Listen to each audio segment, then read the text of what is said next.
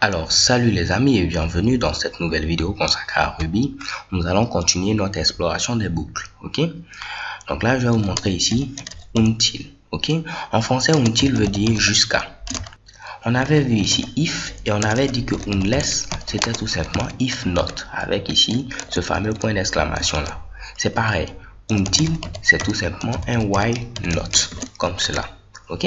Je vais vous le prouver. On a i qui est égal ici à 5. Je vais dire que à ce niveau là, jusqu'à ce que ici notre fameux i soit égal à 10, qu'est-ce que tu dois faire? Tu dois afficher ici le fameux i et maintenant on va incrémenter la valeur de i. Donc là on va incrémenter pourquoi pas la valeur par 2 et je mets ici end. Donc là le until correspond tout simplement à un while not, c'est-à-dire que tant que le i n'est pas égal ici à 10.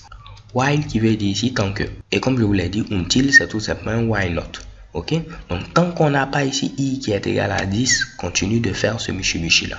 Donc on a 5. Est-ce que 5 est égal à 10? Non. Donc il va afficher 5. Il fait ensuite plus 2. On a ici 7. Est-ce que 7 est égal à 10? Non. Donc à ce niveau là, qu'est-ce qu'on aura? On aura ici 7. Qu'est-ce qui va se passer? On fait plus 2. On aura ici 9. Est-ce que 9 est égal à 10? Non. Qu'est-ce qui va se passer à ce niveau? Il affiche 9. Lorsqu'on va faire ici plus 2, on aura ici quoi? On aura ici 11. Est-ce que 11 est égal à 10? Non.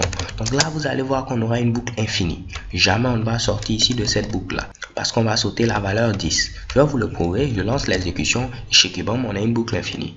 Ce que je peux faire, en lieu place de mettre ici égal, je peux mettre tout simplement supérieur. Ainsi, on aura tout simplement 5, 7 et 9.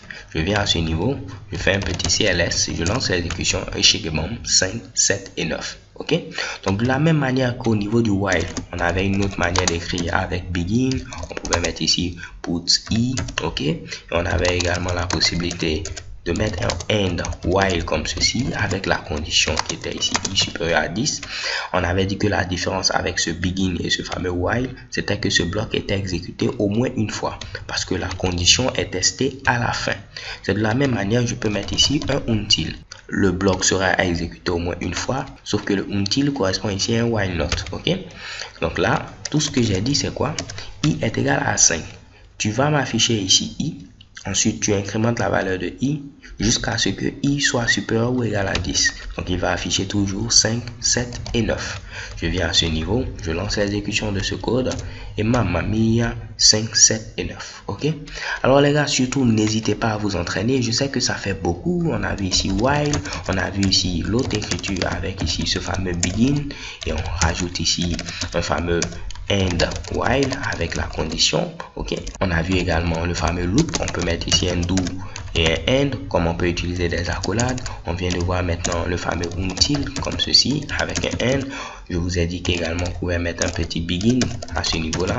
On met ici un end until avec la condition, ainsi de suite. Donc libre à vous de revoir les vidéos, vous entraîner et vous allez voir que généralement vous allez utiliser une ou deux de ces boucles là, pas toutes les boucles, mais je vous les montre à titre informatif. Comme ça, lorsque vous les voyez, vous pourrez ici savoir de quoi il s'agit. Ok, vous n'allez pas dire que non, je n'ai jamais vu ce michi là. Ok, so thank you guys for watching. Don't forget to subscribe and have a nice day. Peace.